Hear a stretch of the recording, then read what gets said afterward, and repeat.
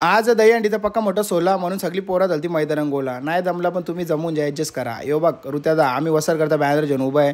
आपले कोच साहेब म्हणजे आपल्या नानांनी फोडला डायरेक्ट जागेला नारळ, कारण मान देणं is a very very compulsory टॉपचा विषय.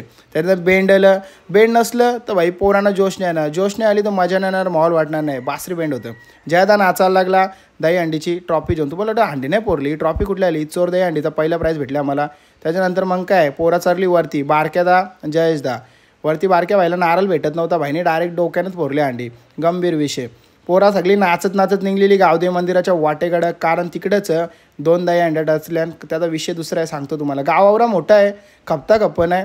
मग काय ॲडजस्ट करा, यारे 2-3 ब्लॉग होतील. गावदेवी मंदिरात पोचलो, सगळी पोराय जोरला हात आईला. त्याच्यानंतर पोचलं बाहेर. हे आपलं दुसरा पथक सलामी द्यायला सज्ज झाले.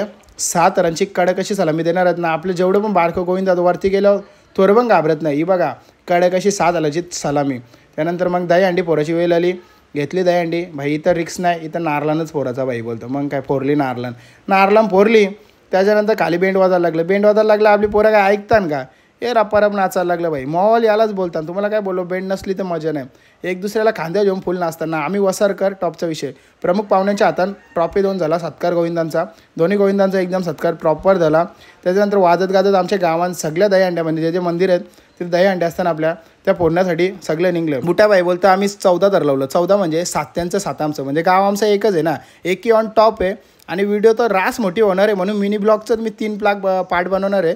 तर भाई तो बघण्यासाठी चॅनलला सबस्क्राईब करा. मग काय चला आता पुढच्या व्हिडिओ भेटता. लय मोठा विषय गंभीर आहे, सोडू नका.